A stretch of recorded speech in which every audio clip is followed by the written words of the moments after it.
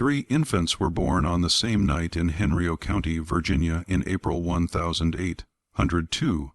3 identical cries pierced the darkness of a plantation house, but only 2 children would be acknowledged by their mother. The third, darker skinned than his siblings by what witnesses described as no more than a shade of summer sun, vanished from all family records within hours of his birth. What happened in that delivery room has remained buried in courthouse documents, private letters, and the whispered testimonies of enslaved women for over 2 centuries. Local authorities never investigated. The family's name was scrubbed from most historical accounts. Tonight, we piece together what really happened when Margaret Fairmont gave birth to triplets and made a decision that would destroy everyone involved. Before we continue with the story of the Fairmont plantation and the night that changed everything, I need you to do something. Hit that subscribe button right now, because stories like this, the ones hidden in dusty archives and forbidden family histories, don't get told anywhere else. And leave a comment telling me what state or city you're listening from. I want to know where my audience is discovering these dark chapters of American history. Now, let's go back to Virginia in 1802, to a world where appearances meant survival. And one woman's fear would seal the fate of her own child. The spring of 1802 brought more than just warm weather to the tobacco plantations along the James River. Henry County sprawled across the rolling hills of central Virginia, a patchwork of plantation estates, where fortunes rose and fell with each tobacco harvest. The Fairmont plantation occupied nearly 800 acres of prime river-bottom land worked by 43 enslaved people whose labor had built the family's wealth over 3 generations. The main house stood on a gentle rise, a 2-story brick structure with white columns that could be seen from the river road, announcing prosperity to anyone who passed. Margaret Fairmont had arrived at this house 6 years earlier as a bride of 17, brought from her family's smaller estate in Williamsburg. She was the youngest daughter of the Sutherland family, a lineage that traced itself back to English nobility, a fact that Margaret's mother mentioned in every conversation. The marriage to Thomas Fairmont had been celebrated as a perfect match. Old money meeting established land, beauty paired with respectability. Thomas, 15 years Margaret's senior, ran his plantation with the methodical attention of a man who had inherited responsibility young and taken it seriously. But by 1802, that carefully constructed image had begun to show cracks that only those inside the house could see. Margaret had suffered 2 miscarriages in her first 3 years of marriage. The first had been mourned quietly. The second had sent her into a period of melancholy that lasted through an entire winter, during which she rarely left her bedroom. Thomas had grown distant, spending more time inspecting fields and riding to Richmond on business that seemed to multiply. The pressure for an heir weighed on them both, though it was Margaret who felt it most acutely. Her mother's letters arrived weekly, each one containing some reference to cousins who had produced children, neighbors whose families were growing, the natural duty of a wife to secure her husband's legacy. When Margaret finally conceived again in the summer of 1801, the entire household seemed to exhale. Thomas became attentive once more. Margaret's mother visited and pronounced the pregnancy blessed. The enslaved women who worked in the house prepared the nursery with unusual care, perhaps sensing that this child represented something more than just another birth. What no one anticipated was that Margaret carried not 1 child, but 3. The realization came late in the pregnancy. Dr. Edmund Yancey, who attended to the wealthier families in the county, had examined Margaret in February and detected what he described as unusual movement, suggesting multiple quickening. A second examination in March confirmed his suspicion. Margaret would deliver twins, possibly triplets. The news sent Margaret into a state that alternated between elation and terror. Thomas received the information with quiet satisfaction, already calculating the advantage of multiple heirs. But Margaret knew what others didn't, what she had never told anyone, not even her husband. She had reason to fear what these children might look like. Among the enslaved workers at Fairmont Plantation was a woman named Esther, who had been born on the property 28 years earlier. Esther worked primarily in the main house, attending to the more delicate tasks that Thomas's mother had trained her for before her death. She moved through the rooms with the near-invisible efficiency that was expected of her, present when needed and forgotten when not. Esther had given birth to 2 children herself, though neither had survived past infancy, a tragedy so common among enslaved families that it barely registered in the plantation records beyond a notation of increase, followed by decrease in Thomas's ledger books. Margaret had developed an unusual dependence on Esther during her pregnancy. She insisted that Esther, not the younger house girls, attend to her in the mornings. She wanted Esther present when Dr. Yancey visited. She created reasons for Esther to sleep in the small servant's room adjacent to the master bedroom, claiming she needed assistance during the night. Thomas found this arrangement peculiar, but said nothing. A pregnant woman's whims were to be indulged, and if having Esther nearby provided comfort, so be it. What Thomas didn't know, what Margaret prayed he would never discover, was that his absence from the plantation the previous summer had not gone as unnoticed as he believed. In July of 1801, Thomas had traveled to Williamsburg for 3 weeks to settle a complicated estate matter involving his mother's family. The trip had been planned for months. Margaret had remained at the plantation, claiming the summer heat made travel impossible in her delicate condition, though she wasn't yet showing. During those weeks, the house had felt different, quieter. Margaret had spent more time out of her room, walking the grounds in the early morning, taking tea on the back veranda, where she could see the workers in the distant fields. There were 19 enslaved men working the Fairmont plantation that summer. Most were assigned to the tobacco fields, some to the stables, a few to skilled positions as carpenters or blacksmiths. Among them was a man named William, who had been purchased 3 years earlier from a plantation in Maryland after Thomas needed additional skilled labor. William was a carpenter by training, capable of the fine detail work that the plantation occasionally required. He was also noticeably lighter-skinned than most of the enslaved population at Fairmont, the son of a white overseer and an enslaved woman, a fact that was noted in his sale documents, but never discussed openly. What happened between Margaret and William during Thomas's absence was never recorded in any letter, never mentioned in any document. But 9 months later, as Margaret's labor began, on the night of April 23, 1802, she knew there was a possibility, small perhaps, but real, that her children might reveal a truth that would destroy her life. The labor started just after sunset. Margaret's water broke while she was at dinner, sending the household into controlled chaos. Thomas immediately sent for Dr. Yancey. Though the doctor lived 8 miles away and might not arrive for hours, Esther was summoned to Margaret's bedroom along with another enslaved woman named Ruth, who had experience with difficult births. Thomas paced the downstairs hallway as men of his position were expected to do, drinking brandy and waiting for news. In the bedroom, Margaret's fear manifested as something close to hysteria. She gripped Esther's hand with painful force, her eyes wide and desperate. Between contractions, she whispered things that made no sense to Ruth, but caused Esther's expression to harden into something unreadable. "You have to help me," Margaret gasped, her face slick with sweat. "Whatever happens, you have to help me. Promise me, promise." Esther nodded slowly, understanding something that Ruth did not. The first child arrived just before midnight, a boy, healthy and screaming with impressive strength. Ruth wrapped him in clean linen and placed him in the cradle that had been prepared. Thomas was called upstairs to see his son, his face breaking into a genuine smile for the first time in months. He stayed only briefly before returning downstairs, giving the women space to work.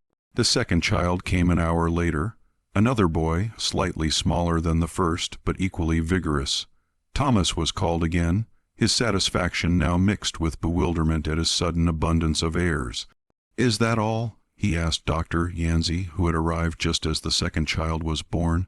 "There may be a third," Dr. Yancey said, examining Margaret. "The labor continues." The third child entered the world at 2:17 in the morning. Ruth received him in her experienced hands, and for a moment the room fell into a silence that had nothing to do with the completion of birth. The infant was noticeably darker than his brothers, not dramatically so. His skin had the tone of someone who had spent a summer in the sun, perhaps, or carried Mediterranean blood, but the difference was unmistakable. Where his brothers were pink and pale, this child had a golden-brown hue that would darken further as he grew. His features, too, seemed subtly different, though he was unmistakably related to his siblings. Margaret saw him and made a sound that was half sob, half whimper. Her worst fear had manifested in flesh and blood. Dr. Yancey frowned, leaning closer to examine the child. Ruth looked between the three infants, her confusion evident, but Esther moved with sudden purpose, taking the child from Ruth's hands. "Miss Margaret needs rest," Esther said firmly. "Too much blood lost. Dr. Yancey, you should prepare some tonic. Ruth, fetch fresh linens from the chest downstairs." Her tone carried enough authority that both Ruth and the doctor responded automatically. In the brief moment when they turned away, Esther met Margaret's eyes. Something passed between them, an understanding, a transaction, a conspiracy. "The third child is weak," Esther said clearly, loud enough for Dr. Yancey to hear as he mixed his tonic, breathing poorly. "May not survive the night." Dr. Yancey turned back, observed the child in Esther's arms. The infant was in fact crying lustily, but Esther held him in a way that muffled the sound against her body. In the dim candle light, with everyone exhausted and distracted, it was possible to believe what Esther said. "Common with triplets," Dr. Yancey muttered. "The third often fails to thrive." Thomas was not called upstairs to see his third son. Instead, Dr. Yancey went down and delivered the news that while 2 healthy boys had been born, a third had arrived weak and would likely not survive until morning. Thomas received this information with a mixture of disappointment and philosophical acceptance. 2 heirs were more than most men could claim. If God chose to take the third, well, perhaps it was for the best. Triplets were difficult to explain anyway, almost unnatural. 2 sons presented a cleaner legacy. By 3:00 in the morning the house had settled. Dr. Yancey left instructions for Margaret's care and departed. Thomas, exhausted and drunk on celebration and brandy, fell asleep in his study. Ruth returned to the servants' quarters. Only Esther remained in Margaret's room, the third infant in her arms. "What will you do?" Margaret whispered, her voice. "What you ask me to do." Esther replied, "Hide him. He can't stay here. Thomas can't see him. No one can know." "I understand. You'll take care of it." Margaret's eyes were feverish, desperate. "You'll make sure. You promise." Esther looked down at the child in her arms. He had fallen asleep, his small chest rising and falling with the perfect rhythm of healthy life. She had held her own children like this for the brief time they had lived. She knew the weight of an infant, the vulnerability of new life. "Yes," Esther said quietly, "I promise." What Esther did in the hours that followed would haunt Henrico County for generations. The plantation stretched out in the darkness, a landscape of shadows and shapes that Esther knew by heart. She had walked these paths her entire life, knew every building, every tree, every place where someone could see or not see. She moved through the night with the infant wrapped against her body, hidden beneath her shawl.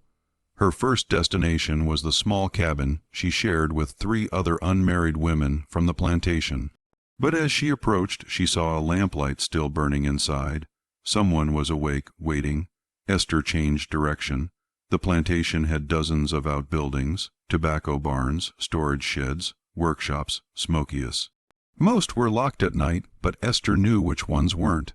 She found herself at the old dairy house, a small stone structure that had been replaced by a newer, larger building the previous year. The old dairy was still used occasionally for storage, but mostly it sat empty. Esther slipped inside. The space smelled of damp stone and old milk, not unpleasant. She could hear mice in the walls, the sound of something dripping from a loose roof-board. The infant stirred against her chest, but didn't wake. She stood there in the darkness, holding a child that wasn't hers, but somehow was her responsibility. Margaret's whispered words echoed in her mind. "Hide him. Make sure no one knows. You promised." But what did Margaret think would happen? Did she imagine Esther could simply make a newborn infant disappear? Did she expect Esther to do what couldn't be spoken aloud? The possibility hung in the air like the smell of stone and shadow. Esther knew what some women did when faced with impossible choices. She had seen it before, whispered about it in the quarters: infants who failed to thrive, children who took sick, sudden births that went wrong in convenient ways. The plantation buried small bodies regularly, the deaths noted in ledger books and forgotten by morning. One more would barely be noticed. She could do it. Smother him with a cloth, his death quick and quiet. Leave him here in the old dairy. Claim he had died in the night as doctor. Yancey predicted Margaret would be relieved. Thomas would never know. The secret would die with the child, buried in the family cemetery with all the other unnamed infants. Esther looked down at the sleeping face. In the darkness, she couldn't see his skin color. He was just a baby, just a child who happened to be born into circumstances beyond his control. She thought of her own children, both dead before their first year. She thought of the choice Margaret had, the power to decide which of her children deserved life and which deserved erasure. She thought of the fact that Margaret's decision had been based not on the child's health or strength or prospects, but purely on the shade of his skin, evidence of a betrayal that Margaret herself had engineered, but now wanted to erase. Esther made a decision that was both mercy and revenge. She left the old dairy and walked deeper into the plantation's territory, past the working buildings, into the area where the enslaved families lived. The cabins here were arranged in rough rows, each housing multiple families in cramped quarters. Esther approached one cabin at the far end, smaller than the others, where a woman lived alone. Dinah was 53 years old, ancient by plantation standards. She had worked in the tobacco fields until her hands became too gnarled with arthritis, and now she existed in a strange limbo, too old to work, too healthy to be dismissed as completely useless. She mended clothing, prepared herbs for the sick, watched over children when their parents worked. She had outlived 2 husbands and 4 children, her survival a mystery even to herself. Esther knocked softly. Denina opened the door almost immediately as if she had been expecting someone. "You have something that needs hiding," Denina said. Not a question. Her eyes moved to the bundle in Esther's arms, Miss Margaret's 3rd child, born different from the others. Denina's expression didn't change.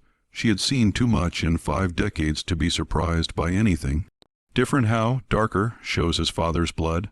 Dina opened the door wider, and Miss Margaret don't want him. Says he's weak, says he won't survive, but he will survive, won't he?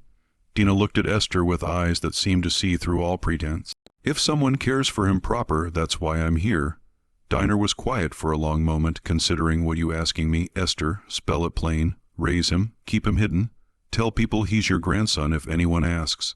You so old, nobody questions your business anymore. And when Master Thomas sees a new child in the quarters, Master Thomas, don't come down here.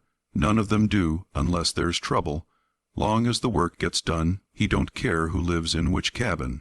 This was largely true.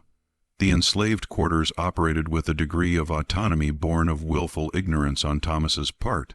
He preferred to deal with a few trusted overseers rather than involve himself in the daily lives of the people he owned. Children appeared and disappeared with such frequency through birth, death, sale, or escape that tracking individual lives seemed pointless to him. "You know what you asking," Dina said quietly, "raising a white man's child in secret.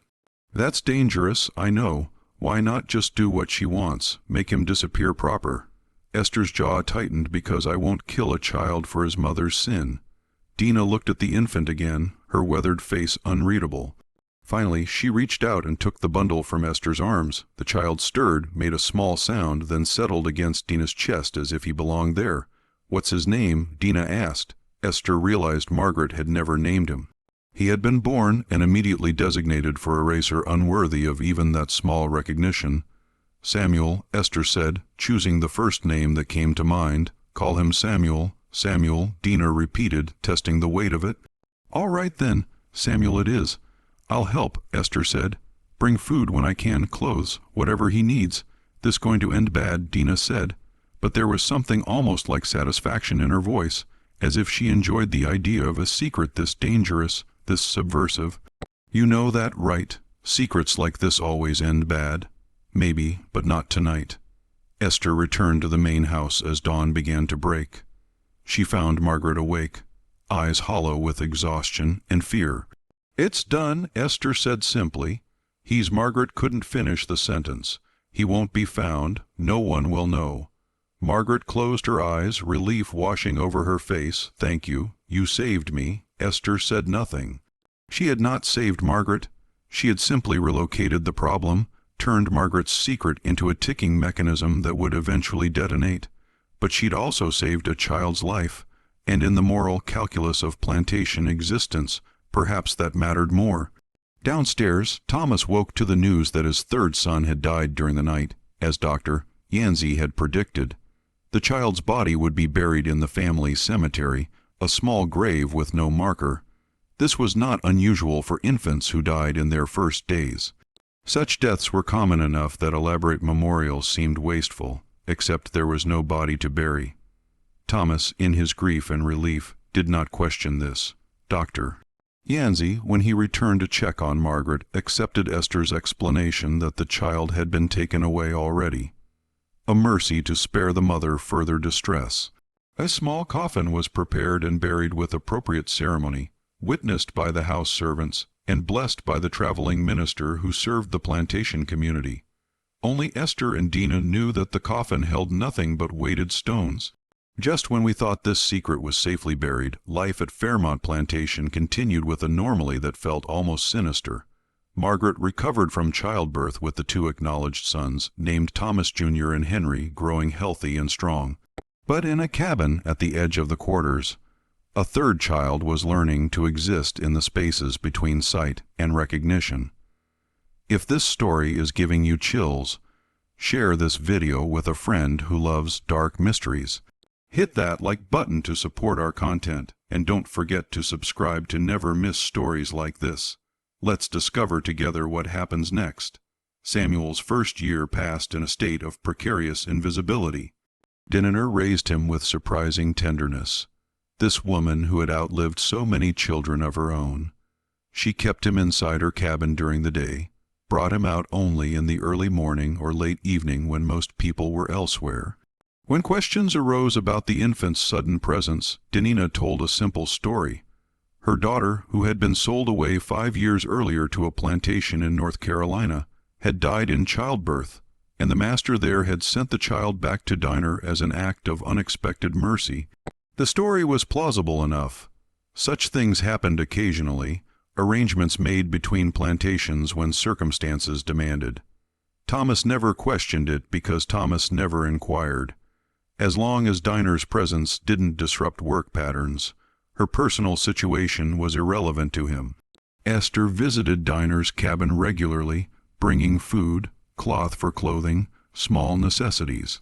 She watched Samuel grow, saw him begin to smile, to reach for objects, to babble the meaningless sounds that eventually became words, and she watched his skin darken slightly as he aged, confirming what had been evident from birth. This child carried visible evidence of mixed ancestry that would only become more obvious with time. In the main house, Thomas Jr. and Henry thrived under Margaret's doting attention and their father's satisfaction. Thomas hired a wet nurse for the boys, then a nursery maid as they grew. He commissioned a portrait of the twins on their first birthday, the two boys sitting in matching white gowns, their pale faces and light hair captured in oils by a traveling artist from Richmond. The portrait hung in the main parlor, a declaration of lineage and legitimacy. Margaret looked at that portrait every day, and every day she thought about the third face that should have been there, but wasn't. Her relationship with Esther had changed. Where before there had been a mistress's casual dependence on a favored servant, now there was something more complex, a shared conspiracy, a mutual vulnerability. Margaret could never quite meet Esther's eyes anymore, and Esther, for her part, served with an efficiency that bordered on coldness, as if maintaining emotional distance was the only way she could continue to perform the role expected of her. Thomas noticed nothing. He was busy with the endless demands of plantation management, negotiations with merchants, a brief stint in the Virginia House of Burgesses that took him to Richmond for weeks at a time. His sons were healthy, his wife had recovered, his tobacco crop was promising. Life was, by his assessment, proceeding exactly as it should. But in the quarters among the enslaved community, knowledge of Samuel's true parentage spread in the way such knowledge always spread through whispered conversations, careful observations, the kind of information that existed below the master's awareness, but was understood by everyone else. People noticed that Samuel had Esther's fierce protection, despite not being her child. They noticed that Dinner received better food rations than her status usually warranted. They noticed that Master Thomas's sons and Dinah's supposed grandson shared certain unmistakable features, the shape of their ears, the way their hair grew, a particular curve to their jawline that became more evident as they grew. Most of the enslaved workers at Fairmont kept this knowledge to themselves, understanding that exposure would benefit no one and would likely result in horrible consequences for everyone involved. But a few saw opportunity in the information.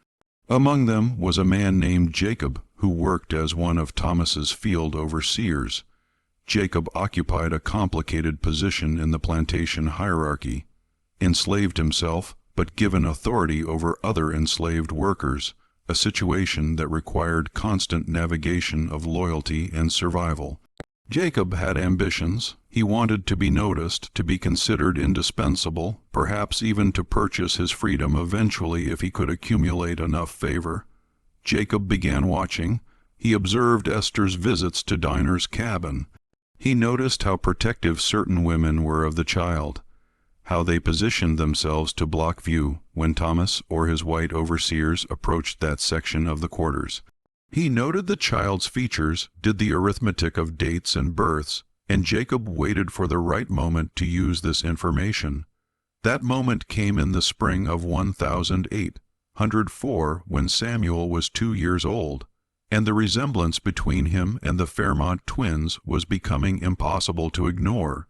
Jacob approached Thomas one morning as the master was inspecting a section of newly planted tobacco. "Master Fairmont, sir, might I have a word? Something you should know about, sir, concerning the family." Thomas looked up from the seedlings, mildly annoyed at the interruption. "What is it, Jacob? Make it quick." "It's a delicate matter, sir. Concerns Miss Margaret in a way, and the children." This got Thomas's attention. He straightened, his expression hardening. "Explain yourself." Jacob hesitated, performing reluctance. "There's a child in the quarters, sir. Old Dinah's boy says he's her grandson from North Carolina. But, sir, that ain't the truth." "What are you suggesting?" "I'm suggesting, sir, that you take a look at the child yourself. Compare him to your own sons. See what you see." Thomas's face went very still. "You're making a serious implication, Jacob." "Yes, sir, I know it, but I thought you should know before others start talking." Thomas was not a stupid man. He could add dates and circumstances as well as anyone. He thought about Margaret's pregnancy, about the third child who had supposedly died, about the unusual amount of time his wife had spent with Esther. He thought about William, the light-skinned carpenter who had been sold away suddenly a year ago, sent to a plantation in Georgia. At the time, Thomas had justified the sale as good business. William's carpentry skills had commanded a high price. But now he wondered if there had been another reason, some instinct he hadn't fully acknowledged. "Take me to this child," Thomas said, his voice dangerously quiet. Jacob led Thomas to Dinah's cabin. It was mid-morning, a time when most people were working, but Dinah was old enough to be excused from field labor. She was sitting outside her cabin, and on the ground beside her, playing with a carved wooden toy, was Samuel. Thomas stopped 10 feet away, staring. The child looked up, met his gaze with eyes that were unmistakably his own. The shape of the face, the set of the shoulders, even the way the child tilted his head, all of it was familiar. Thomas saw himself in this child, saw his own sons, saw his father. The resemblance was not subtle. "Where did this child come from?" Thomas asked, his voice shaking slightly. Dinah stood slowly, her arthritic joints protesting. "My grandson, sir, my daughter's boy from North Carolina." Your daughter's been dead 8 years. Diner, I know because I sold her to the Cath's plantation in '96, and they reported her death from fever in '97. So, I'll ask you again, where did this child come from? Dinina said nothing, her face carefully blank. Thomas looked at Samuel again, the child who had his face. He thought about the night Margaret gave birth, about the third son, who had supposedly been too weak to survive. He thought about Esther's care of his wife, about a possibility so horrifying he had never allowed himself to consider it. "How old is this child?" Thomas demanded. 2 years, sir, near about born in spring of 1008. 102. Yes, sir. Thomas felt something crack inside him, a foundation of certainty that had supported his entire understanding of his life. He turned and walked back toward the main house, his stride becoming faster until he was nearly running. Margaret was in the morning room, embroidering while the twins played nearby with their wooden soldiers. She looked up as Thomas burst in, his face flushed with rage. "Get the children out," Thomas said, his voice terrifyingly controlled. Now, the nursery maid, sensing disaster, quickly gathered the boys and fled. Margaret stood, her embroidery falling forgotten to the floor. "Thomas, what? Tell me about the third child." Thomas interrupted, "The one who died." Margaret's face went white. What do you mean? He was weak." "He didn't survive, don't lie to me." Thomas's shout made Margaret flinch. "I've seen him in the quarters, a 2-year-old boy who has my face." Margaret's legs gave out. She collapsed back into her chair, her hands shaking. "It's not possible," she whispered. "Esther said she promised he was gone." "Gone where, Margaret? Gone how?" Thomas grabbed his wife's shoulders, forcing her to look at him. "What did you do? What secret have you been keeping?" The whole story came out in broken pieces. Margaret's summer loneliness while Thomas was in Williamsburg. The carpenter William who had been kind to her, who had listened when she spoke, who had made her feel less alone. The relationship that had developed in the dangerous space of her husband's absence. The pregnancy that could have been Thomas's or might have been William's. The birth of 3 sons, one of whom was too dark to acknowledge. "I was frightened," Margaret sobbed. "I didn't know what to do. I thought if anyone saw him they would know and it would destroy everything. You would cast me out. My family would disown me. I would lose my sons. So you gave him away." Thomas's voice was ice. "You gave away my son, Margaret. Whatever else he is, he's mine, mine." This was what Margaret hadn't understood in her panic. She had seen the child as evidence of her betrayal, something to be hidden or erased. But Thomas saw him as property, as lineage, as his, regardless of the circumstances of conception. In the twisted logic of plantation society, the child was Thomas's because everything on the plantation was Thomas. The land, the tobacco, the people, the children. Margaret's infidelity was a betrayal certainly, but it didn't change the fundamental ownership structure that governed Thomas's world. "Where is Esther?" Thomas demanded. Esther was summoned to the morning room. She came slowly, knowing what awaited her. Thomas stood by the fireplace, his fist clenched around the mantel so hard his knuckles were white. Margaret sat collapsed in her chair, no longer crying, her face blank with shock. "You took the child," Thomas said. "You were supposed to dispose of it, but you took it to Dina instead." "Why?" Esther met his gaze steadily. "Miss Margaret asked me to hide him, so I hid him." "She asked you to kill him." "She asked me to hide him." Esther repeated, "I did what was asked. Don't play word games with me. You knew what she meant. Did I, sir? I'm just a slave. Not sure I understand the fine points of what white folks mean when they tell me to make their problems disappear." The insolence in her tone was subtle but unmistakable. Thomas felt rage surge through him, the kind of anger that could lead to violence. But underneath the rage was something else, awareness that Esther had power in this situation. Knowledge that could destroy his family's reputation if it spread. "You've put me in an impossible position." Thomas said, "Finally, that child cannot stay here. His presence is a constant reminder of my wife's betrayal, and his resemblance to my legitimate sons will cause endless speculation." "Then sell him," Esther said flatly. "Sell him away like you sell anyone else who becomes inconvenient." Margaret made a sound of protest, but Thomas ignored her. "He's 2 years old," Thomas said. "Too young to sell for meaningful profit, and any buyer would ask questions about his parentage." the questions I can't afford to have asked. So, what will you do? Esther asked. Thomas looked at her for a long moment. That depends on whether you can keep your mouth shut. This secret stays here between the four of us. Me, Margaret, you, and Dina. The child continues to live in the quarters as Dina's grandson. No one speaks of his real parentage ever. If this information leaves this room, if there is even a whisper that reaches beyond this plantation, I will hold you personally responsible. Do you understand? Yes, sir. I could have you whipped for this, Thomas said quietly, for concealing information, for disobeying orders, for your insolence today. Give me one reason I shouldn't, because then you'd have to explain why, Esther replied. And that's a conversation you don't want to have. They stared at each other, master and slave, caught in a web of mutual compromise that inverted all the usual power dynamics. Get out, Thomas said finally. And send Dina to me. We need to establish some rules. Dina came to the main house, walking slowly, her face resigned. She had known this day would come eventually. Secrets this large never stayed buried forever. Thomas met her in his study, a room lined with ledgers and law books, the administrative heart of the plantation. The child stays with you, Thomas said without preamble, but there will be conditions. He does not come near the main house. He does not play with my sons. He does not attend lessons, does not eat at any table where he might be seen by visitors. As far as anyone from outside this plantation is concerned, he is your grandson from North Carolina. Nothing more. Is that clear? Yes, sir. You will receive extra rations to care for him, but understand this, Diner. If he becomes a problem, if his presence causes any difficulty whatsoever, I will sell him so far away you'll never hear his name again. I'm allowing him to stay out of complicated considerations, but my patience has limits. I understand, sir. Do you? Thomas leaned forward. Do you understand that this child represents the greatest shame of my life? That every time I see him, I see my wife's betrayal, that he is a living reminder of my failure to control my own household. Dina looked at him with her ancient knowing eyes. I understand that you see shame, sir. But that child didn't choose his circumstances. He's just a boy.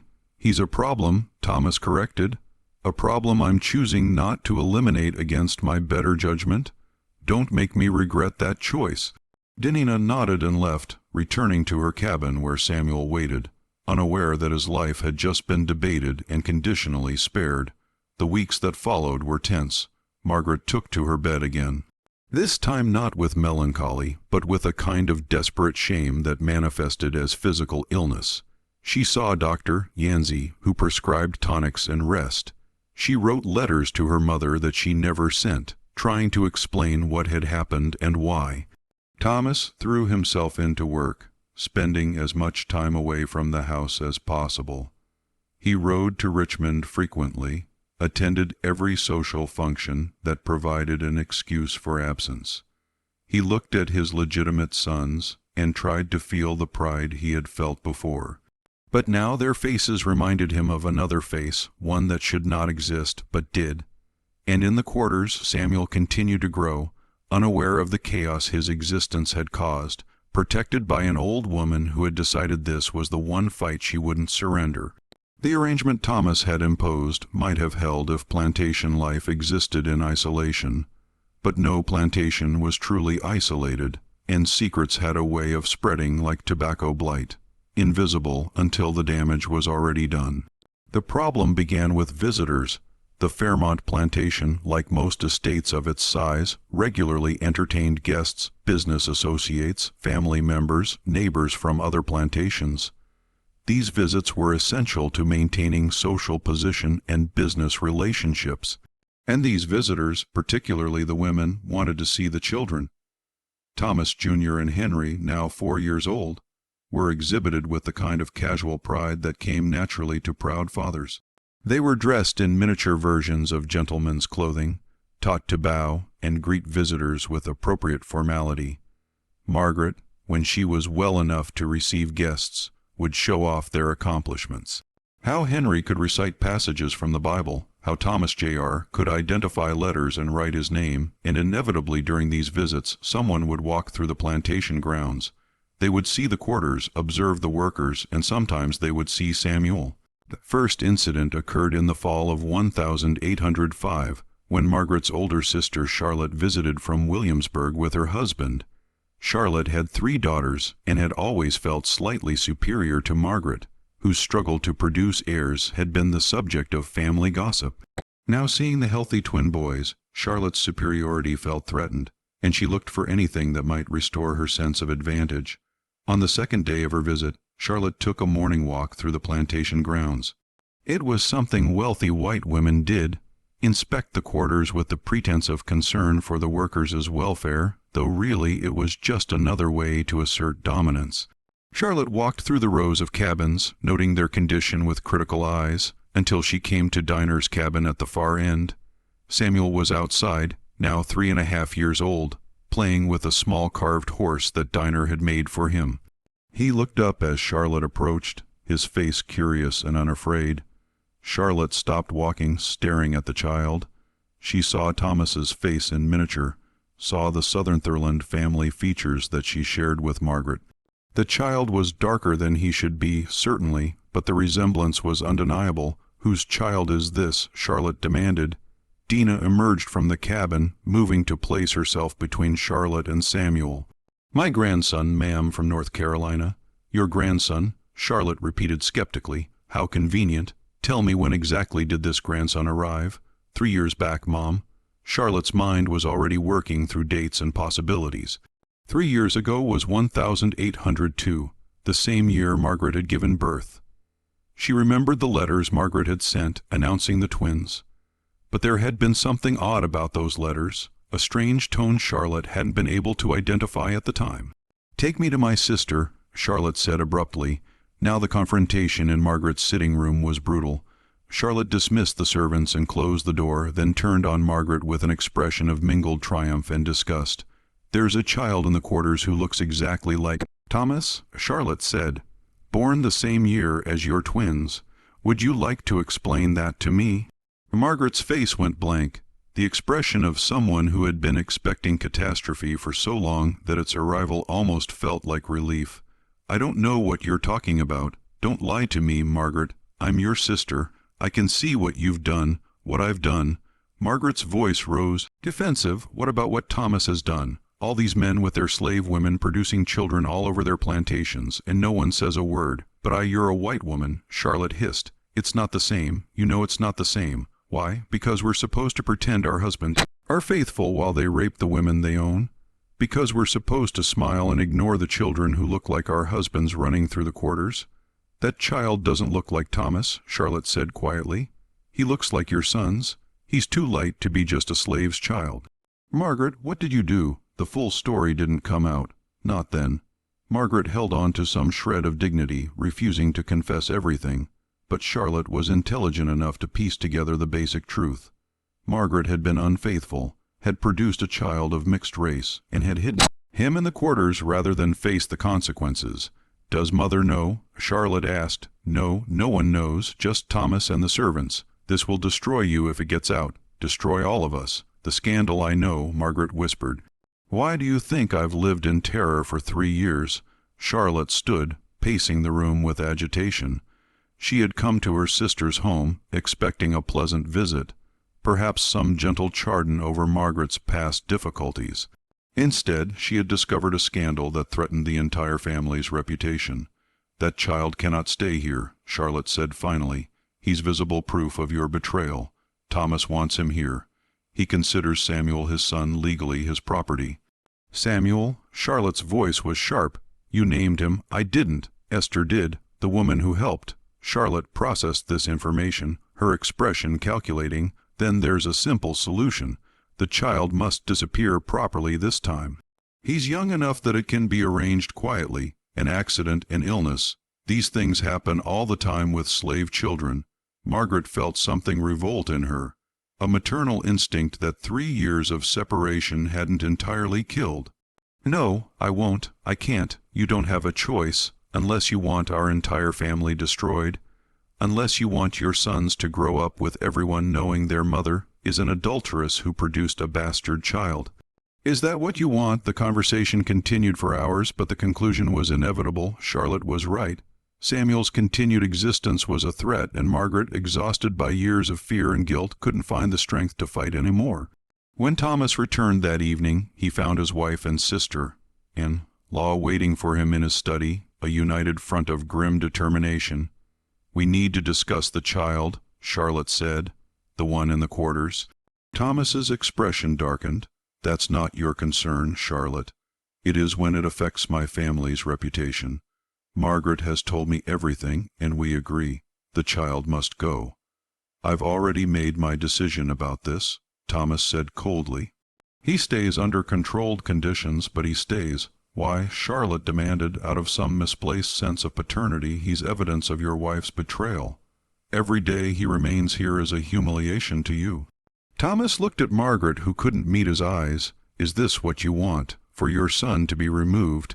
"He's not my son," Margaret said, but her voice broke on the words. "Not really. He can't be, but he is," Thomas said quietly. "That's the problem, isn't it? He's mine whether I want him or not, and I don't kill what's mine."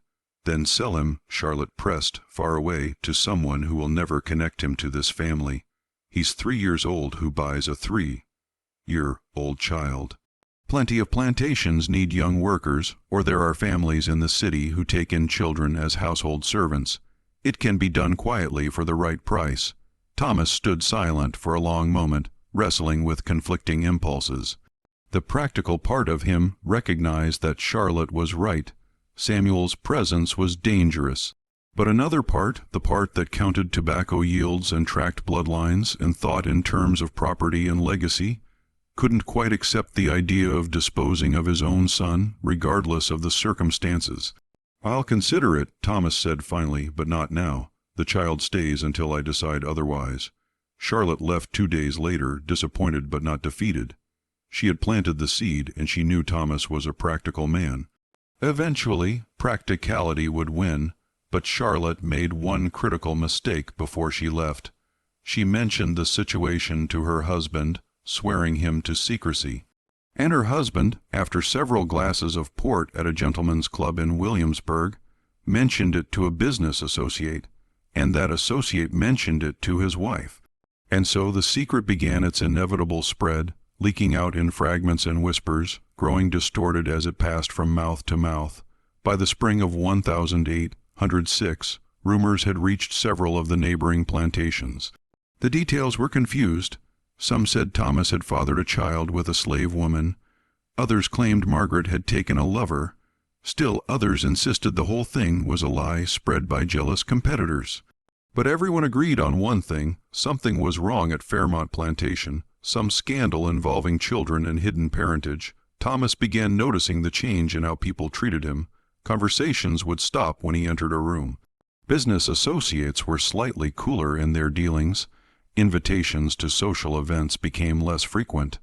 Nothing overt, nothing he could confront directly, but a definite shift in social temperature. He knew what it meant. The secret was out, spreading like fever, destroying his reputation with every retelling. In June of 1806, Thomas made his decision. He called Danina to his study and told her to prepare Samuel for a journey. The child would be taken to Richmond and placed with a family that needed a house servant. He would be well treated, Thomas insisted, but he could no longer remain at Fairmount.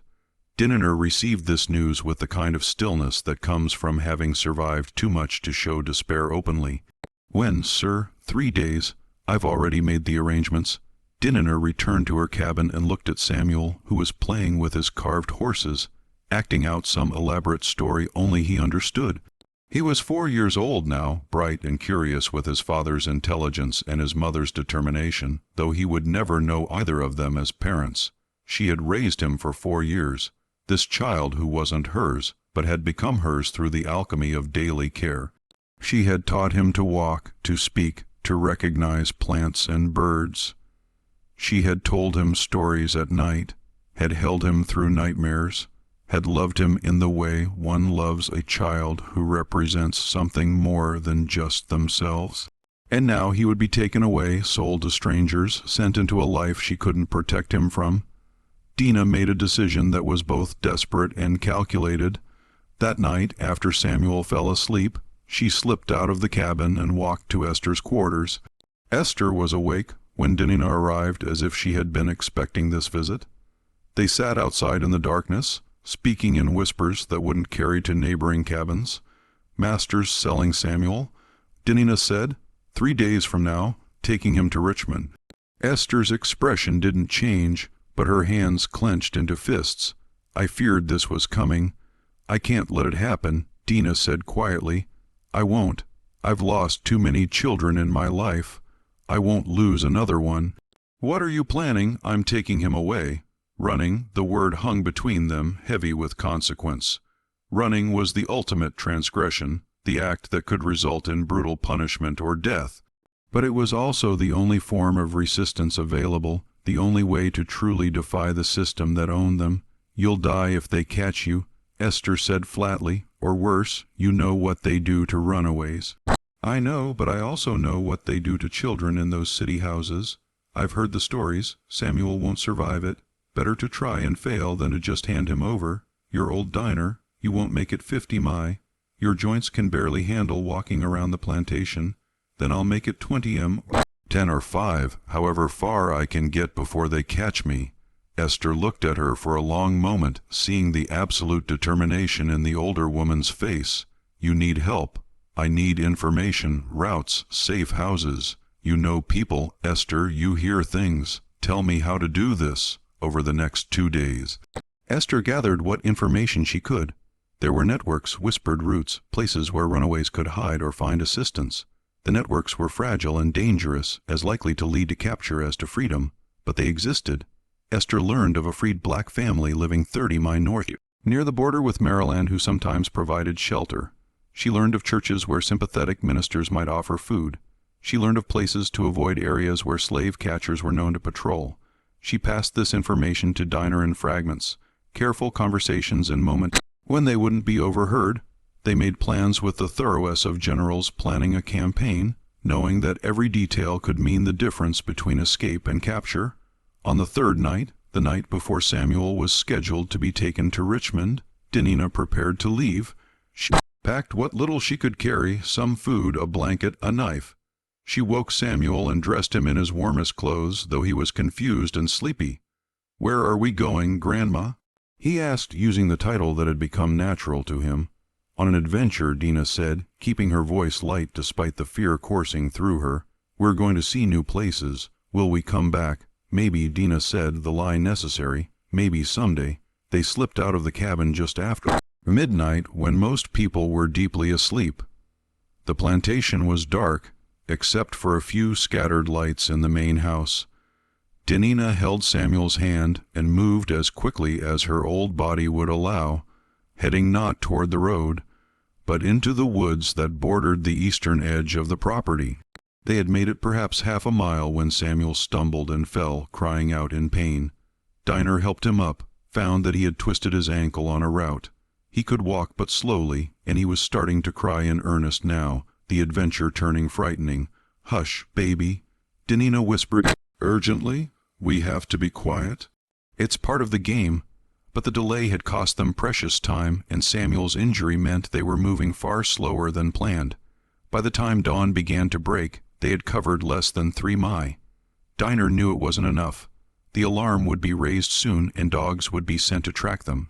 She found a thick grove of trees and pulled Samuel into it, hiding them both under the blanket and low, hanging branches. Samuel had fallen asleep again, exhausted by the night's walk.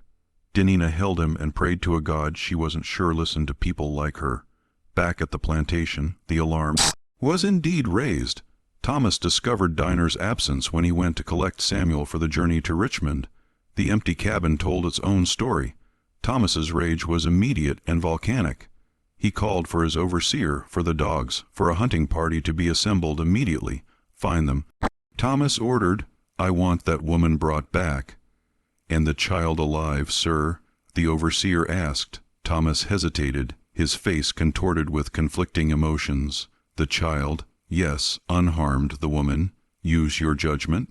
The hunting party set out with dogs before the sun was fully up. The hounds picked up the scent quickly, trained as they were for exactly this purpose. They followed the trail into the woods, baying with excitement at the fresh track. Dinina heard the dogs and knew it was over. She woke Samuel and tried to explain, tried to prepare him for what was coming. But how do you explain capture and consequences to a 4-year-old child? I need you to be brave, Dinina told him, holding his face between her weathered hands. Whatever happens, remember that I love you. Remember that you're worth more than they say you are. You understand me, Samuel. You're worth everything. Samuel nodded, not understanding, but sensing the gravity of the moment. The hunting party found them within the hour. 6 men on horseback, 2 with rifles, the dogs straining at their leashes. They surrounded the grove where Dinina and Samuel hid, cutting off any possibility of further flight. "Come out," the overseer called. "It's over, Dina. Don't make this harder." Dinina emerged slowly, holding Samuel's hand. The child pressed against her leg, terrified by the dogs and the men and the hostility radiating from the hunting party. "Take the boy." The overseer ordered one of the men. "No," Dina said, her voice stronger than she felt. "He stays with me. You don't get to make demands, old woman. You're a runaway. You know what that means." One of the men dismounted and moved toward them. Dina tried to step between him and Samuel, but the man was larger and stronger. He grabbed Samuel, pulling him away from Dina's protective grip. Samuel screamed, reaching for her. "Grandma, Grandma, it's all right, baby." Dina called to him, though her voice broke. "It's all right. Be brave." They tied Dina's hands behind her back and forced her to walk back to the plantation, the men on horses surrounding her, the dogs following. Samuel was carried by one of the riders, still crying for Dinina. The walk back took hours. By the time they reached Fairmont, Dina's feet were bleeding and her old body was near collapse.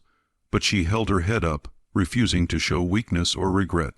Thomas was waiting in front of the main house. He took Samuel from the rider, examining the child to ensure he was unharmed. Samuel had stopped crying, too exhausted and frightened to do anything but stare with wide, shocked eyes. "Take her to the barn," Thomas ordered, indicating Diner. 20 lashes, then put her in the storage cellar for 3 days. No food, water only. Diner had known this was coming, but the reality of it still hit like a physical blow. 20 lashes at her age could kill her. The overseer knew it too, hesitating briefly. "Sir, she's old, might not survive that." "Then make sure she does," Thomas said coldly. "I want her to live long enough to understand the consequences of her choices." They dragged Dinina toward the barn. Samuel, seeing this, began screaming again, fighting against Thomas's grip. "Grandma, don't hurt Grandma."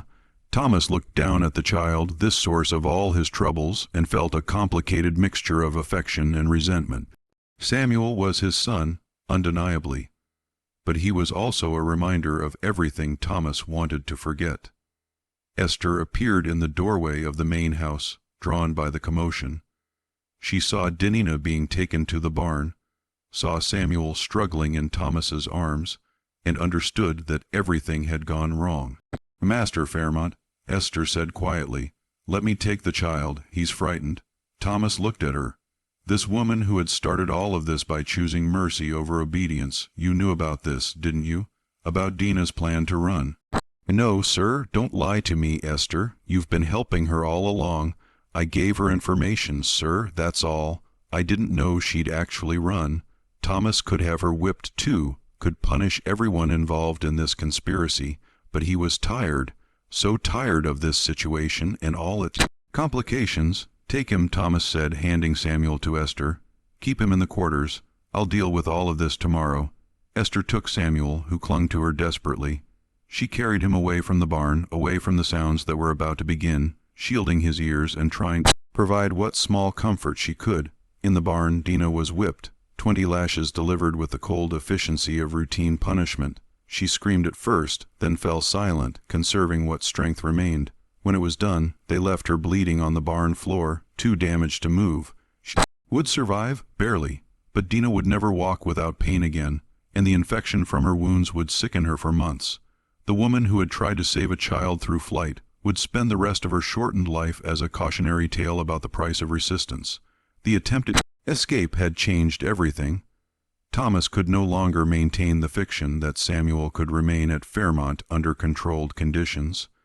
The child had become too visible, his presence too controversial, his very existence a source of instability. But the scandal had also spread too far. Discretion.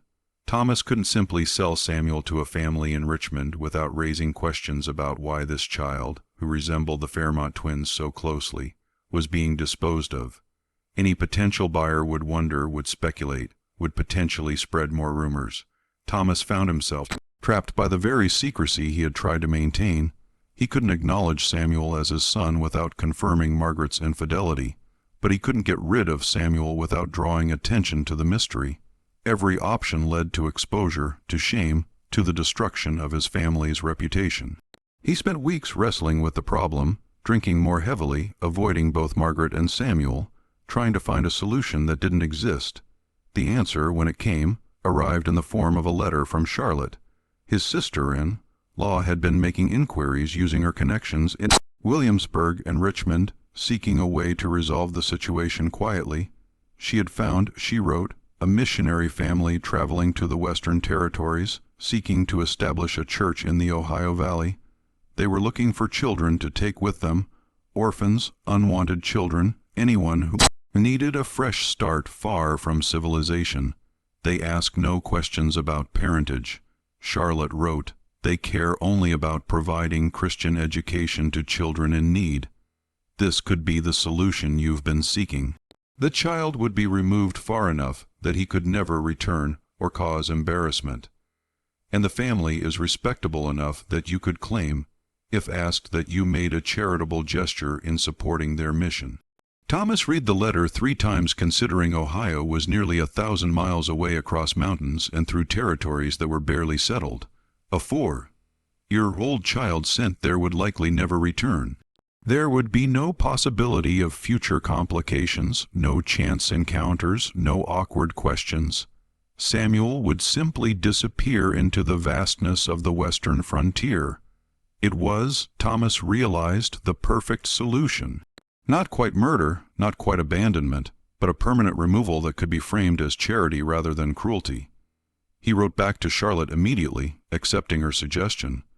The missionary family arrived at Fairmont Plantation in early September 1806.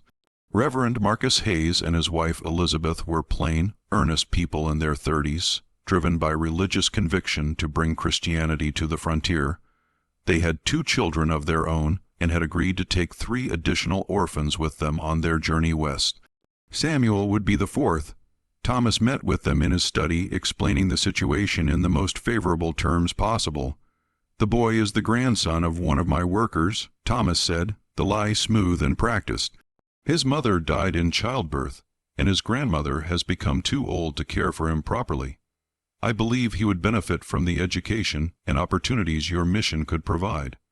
Reverend Hayes nodded sympathetically. We've encountered many such situations. Children without proper families needing guidance and Christian instruction. We're happy to include him. He has a name, Thomas added, Samuel, but you're welcome to change it if you feel it appropriate. We'll keep his name, Elizabeth Hayes said gently. Every child should keep that much of their identity. Thomas felt an unexpected stab of guilt at her kindness, but pushed it aside. This was the only practical solution. Samuel would have a better life in Ohio than he could ever have at Fairmont, free from the stigma of his birth, able to make his own way in a society that wouldn't know his history. Or so Thomas told himself. The day of departure came quickly. Samuel was collected from Esther's cabin. Denina was still too weak to walk, still recovering in her cabin from the whipping. Samuel didn't understand what was happening, only that he was being taken somewhere by strangers. Esther held him for a long moment before letting go, memorizing his face, knowing she would likely never see him again. You be good, she told him. You listen to these people, you learn everything they teach you, and you remember. You're worth just as much as anyone else. Don't let anyone tell you different. Samuel nodded, not understanding, but sensing the finality of the moment. Margaret watched from her bedroom window as the missionary family's wagon prepared to leave. Samuel sitting in the back among bundles of supplies and the other orphan children. She had not said goodbye to him. She had not in fact seen him since the night of his birth, but she watched now, her hand pressed against the glass as the physical evidence of her betrayal was removed from her life. She should have felt relief. Instead, she felt a hollow grief that she couldn't name, for a child she had never allowed herself to claim. The wagon pulled away, heading west toward Richmond, and then beyond into territories Margaret had never seen and never would. Samuel looked back once, confused and frightened, before the trees swallowed the view, and he was gone. Thomas stood in his study, a glass of whiskey in his hand, and told himself he had done the right thing, the practical thing, the only thing that made sense. In her cabin, Dina learned that Samuel was gone, and something inside her simply broke. She had survived too much, endured too much, fought too hard to save this one child, only to fail in the end. She stopped speaking after that day, stopped engaging with the world in any meaningful way.